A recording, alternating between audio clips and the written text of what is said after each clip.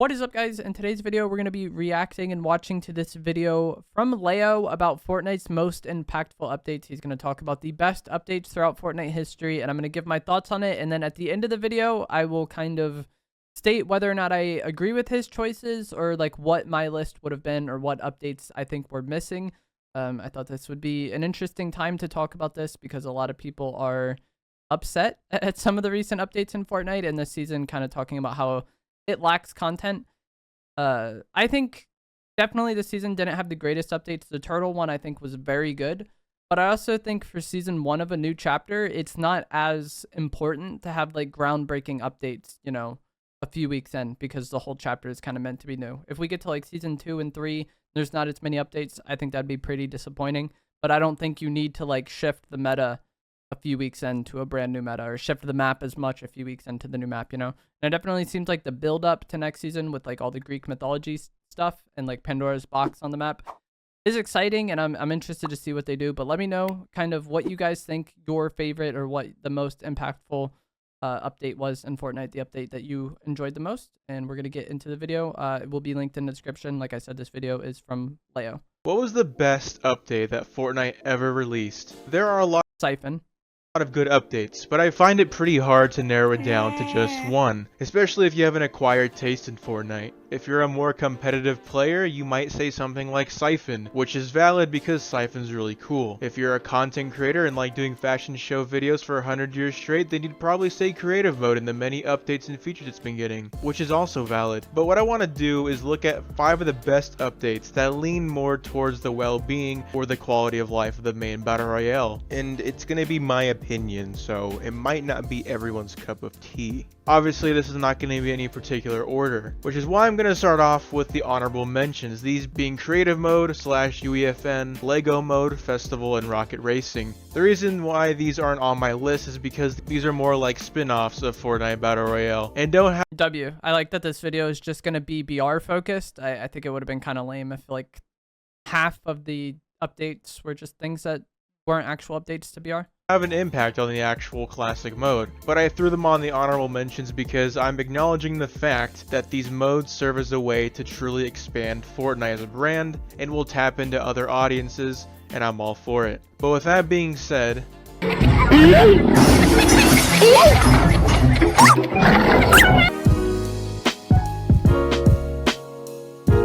about a month into Season 2, Chapter 1, on January 18th, 2018, we got the V2.2.0 update, which consisted of a large map update, and people including myself called this the Tilted Towers update because they added Tilted Towers, but also added Haunted Hills, Junk Junction, Snobby Shores, and my baby, Shifty Shafts. I think there was also a lot of like unnamed landmarks added in this update. Like I think the motel was added around this time, which was kind of in between Pleasant and Tilted. I think the soccer field area was kind of added in between Greasy and Tilted. And I think this update is 100%. If you make a list of best Fortnite updates, this update should be on there. Not only in terms of it like kind of filling out the map, the launch map was very, very bare bones, but also like Tilted is the most iconic POI in Fortnite history. You know, there's a lot of people that maybe you didn't play Fortnite back then, but you heard about Tilted Towers probably. Yeah, it's just definitely a huge impactful update, and filling out the map was like very good. Don't get me dirty. Hey yo, what the? And plenty of other smaller unnamed POIs like the motel and the stadiums by Tilted Towers and Flush Factory. The shading on different parts of the map changes well in this update. Yeah, look at that. This is post update. Tilted Towers and Flush Factory. The shading on this is pre-update. There's no factories here. Yonder Yard doesn't exist. No motel. Like there's just so much like useless, like barren area initially, and that really kind of developed and different parts of the map changes well in this update, giving one side of the map a more darker forest shade. Holy. Large map changes aren't out of the ordinary these days, but the reason why this stands out is because this was the very first time the Fortnite map showed any sort of evolution, which is something a lot of the newer maps tend to struggle with. While the newer chapters added some biomes and POIs over time, I think Chapter 1 does it the best when it comes to the vast difference between the first and the last season. And that's like people say anyone who praises chapter 1 is just blinded by nostalgia, but I think that map development over time and the flow season to season is something that chapter 1 has done better than any other chapter. And the build-up we're getting to next season definitely seems more reminiscent of how they would do things in chapter 1 than how they did in like chapter 4 or 3.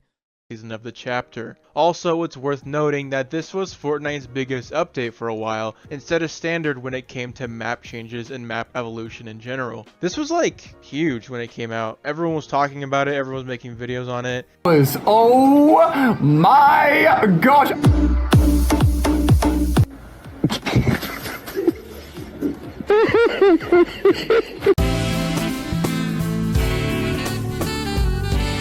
Bro, I'm sorry, the audio on this is like hard to get right, I feel like, because he has like these sections so much louder than him talking.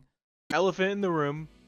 Apex Legends. I don't know if they started the reboot feature or not. That's what I've always heard, so I'm just gonna go with that. All I know is that Fortnite copied some game. But that doesn't take away from the fact that these things are chill and wholesome. When people say that they want everything to go back to the way things were in seasons 2, 3, and 4 of chapter 1 like a fairy tale, that's totally fine and valid, but I just want to remind them that if they're in squads and you get a bad landing and die off the rip, well, your teammates can just kiss your ass goodbye because you're a goner. Reboot Vans are a simple solution to that. Legitimately, we would just like back out if we cleared our POI and like 1 or 2 people were dead, we would just like get a new game. Reboot Vans are a balanced risk versus reward feature. If you die, you drop a Build-A-Bear Workshop gift card, and if your team inserts it into a Reboot Van, you will respawn from the heavens to reunite with your team, which is the reward feature. Run that back. But there's a caveat. The loudest shit on planet Earth starts playing from the Reboot Van to ensure that the entire universe hears it, which acts as the risk feature.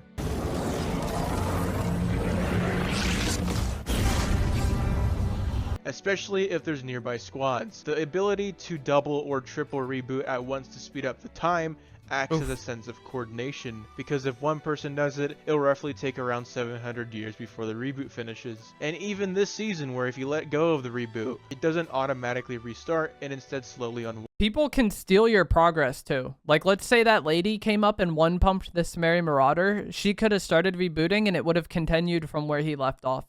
And the fact that you can steal other people's reboots too is pretty epic. To be honest, I think out of all the additions I'm going to talk about today, this is probably my favorite one. Not because I'm bad and need to be rebooted quite often, I'm actually really good. Oh my god, Bugs Bunny. Daniel, I'll save you. Gotta hurry. My car's flying. He died in the sky. There are the controversial additions to Reboot Vans, like removing the ability to spawn on top of the van itself, but all in all, I think these are pretty cool to have in the game. I find these tense moments of rebooting a large reason why I love these things.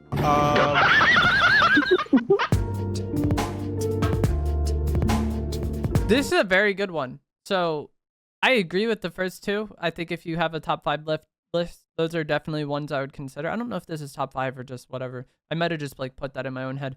But I think the healing overhaul that they did in chapter 5 doesn't get enough praise. And I think with making a video like this, it's something that a lot of people would leave out because it's a more like recent change. But that is, I think, one of the better changes that we've had in chapter 5 was the changes they made to heals.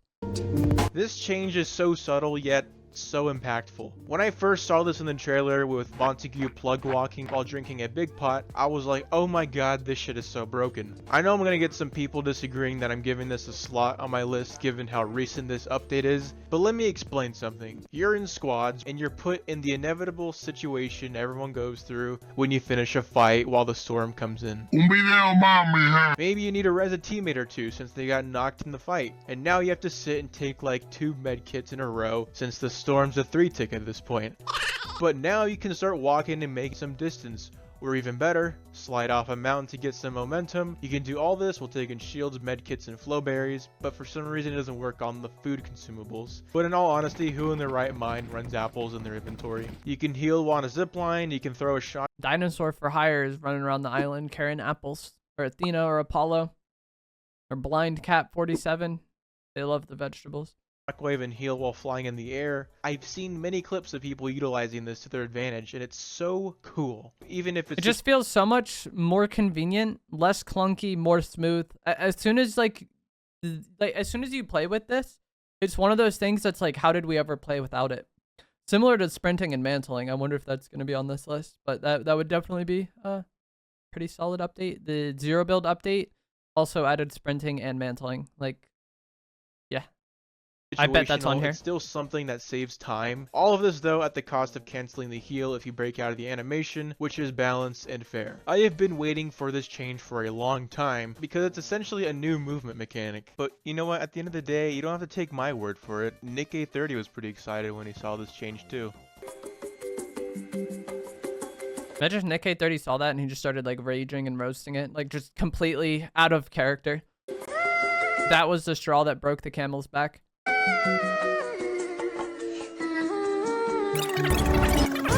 And anytime I laugh,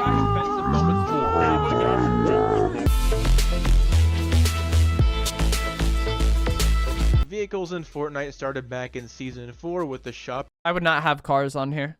carts, and they were It's okay, but yeah. revolutionary for the time being. Do you have Instagram? But for a long time, Fortnite decided to go a different route with what vehicles were added into the game. They definitely I think the more unique vehicles fit Fortnite better. I'm not the biggest hater of cars, but yeah, I don't know. The ATK, the baller, driftboard, like all those things hit better. And people remember this being very OP, but by the time it was nerfed, I felt like it was pretty balanced. wanted to go for more unique vehicles to avoid simply going for the low-hanging fruit of just adding in cars. And I respect that, but enough time had passed to where it seemed like after getting boats and helicopters, Fortnite wouldn't add cars unless they were strangled to. But all that changed in Chapter 2 Season 3, one of my personal favorite seasons. I think these things were implemented pretty well. The idea of having different types of cars in It's also interesting. I feel like this kind of shows how far ahead Epic planned in advance sometimes, because the Chapter 2 map had all the POIs like connected conveniently with roads for like 200 plus days before there was ever cars in the game. Like it was very clear that it was like something they planned on coming to the game long before they were ever added. them having different types of strengths and weaknesses were pretty clever. You want to drive a regular ass car? Fine, just make sure you stay on the roads. If you like off-roading, cool, drive this truck. Do you like being the slowest thing on planet Earth but in return can take a bunch of damage? That's cool, then drive Optimus Prime. Cars in Fortnite were a long time coming. And also, every time I see a car that's airborne or blowing up, I find it pretty humorous. shoot that shit. Smell like you farted. Okay, so yeah, now he's going to talk about zero build. Like I said, I think this would definitely be one that I would have on my list. I still play both builds and zero builds every day pretty much. I know a lot of my audience is mostly zero build, but even if you only play builds, right? Having sprinting and mantling added was like so good for the game. Like I said, it's one of those things that you look at and you're like, how did we ever play without this? And then also zero build opened the game up to like an entire new audience of people who would have never been interested in the game before. And I think also, like, I don't know how to describe it. It's a way for people to get back into the game. I bet there's a lot of people playing builds now again who started playing for zero builds again, or they were able to get their friends interested in zero builds. So having that option was great, I think, but also adding in sprinting and mantling, regardless of how you feel about zero build, was the W. I couldn't ethically make this video without mentioning these two. The reason why I bundled zero build and the new movement together is because zero build kinda needs the new movement and the fact that they came out at the same time. Watching gameplay before Chapter 3 Season 2 feels incredibly slow now, given that we have these newer enhancements to our movement. I'm relatively surprised that it took until Chapter 3, but nonetheless it makes the gameplay feel more exciting and fast-paced. The countless possibilities and interactions during gunfights feels limitless, giving out a sense of replayability. And it's one of the updates I don't think I can live without if it was taken out, since it'd be so jarring. Zero build on the other hand. One interesting thing was, before we got OG, it was kind of leaked and rumored that there was going to be no sprinting and mantling in OG. And then Epic kind of like squashed that rumor. They kind of put out a post saying that you can sprint or mantle into Fortnite OG, whatever. But imagine how different things would have been if there was no sprinting and mantling in OG. Not only would it have felt incredibly slow for players who had been playing Fortnite over the most recent seasons, But also, I think it would have made that Chapter 5 movement difference not as hated. Like, a lot of people hated the movement changes they made in Chapter 5. But if we were just coming off of no sprinting and mantling for a month, I don't think people would have, like, reacted as harshly. Hand is a great solution for casual players. While most people claim that the game mode is free of any sweats, I still want to say that you'll still have some zero build sweats here and there. I'm buggering! See you. I'm buggering! That's really good tip. Yeah. Okay, look. Oh, I'm 800! 200, dead! Okay. I need a med kit, dude!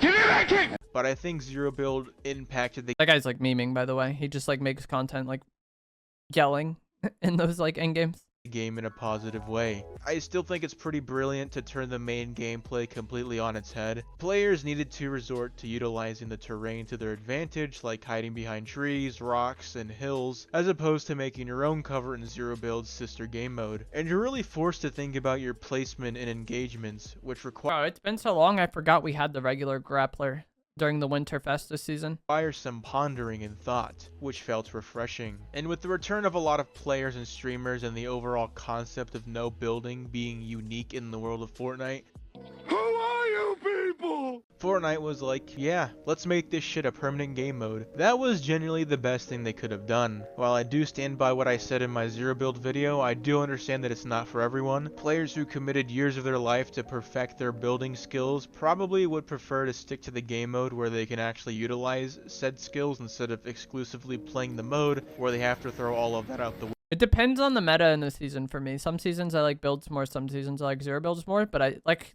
he's kind of saying, regardless of how you feel about it, it definitely is some people's preferred way to play the game. And I think also it's a much easier game mode for people to just get on and play. If you and your friends play Apex and you're burnt out, like you can get on Fortnite and play zero build and have fun. Or if you have like a bunch of friends that play a bunch of different games, y'all, if you've played shooters in the past, like y'all can probably all get on Fortnite Zero Build and play together and have fun. But like Fortnite build mode is just not as easy to get into for a lot of people. Window, which is valid at the end of the day. But the fact of the matter is, Fortnite is becoming more and more mainstream in the best way possible. In 2004, I hit a deer. Obviously, Zero Build isn't the main reason for this. It might just coincide with the fact that the game is getting better. It's something that the casuals or people that stopped playing the game can look at and go, yeah, it's nice that I have that option. I'll probably start playing again at some point. Zero Build, Especially if you had quit, it was hard to get back into the game. I quit Chapter 2 Season 3. I came back Chapter 2 Season 8. I was still like top 30 or so for solo wins worldwide despite not playing for like a year and a half. But it took me like several months, like a while, to feel like decent at the game again in build mode and feel like I could actually like, you know, somewhat compete. You know, I would win games and everything, but like if I fought a decent player when I was still like coming back to the game, it was like I felt like I was like gonna like definitely lose like 100% of the time. Like I just had way less confidence. And like the average person who took a break from a game or quit a game doesn't want to have to deal with like feeling like trash for like a month or two to like get good again. You know, they just won't play anymore.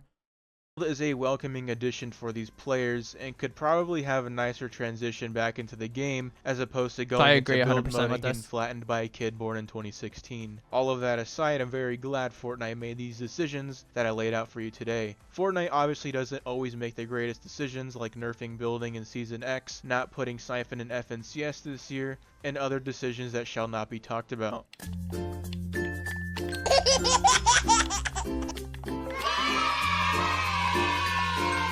That's all I have today. Thank you for tuning in. Do you guys agree? Okay, so his channel will be linked down in the description below if you guys want to check it out. Like I said, this was a good video. I agree with everything he had on the list.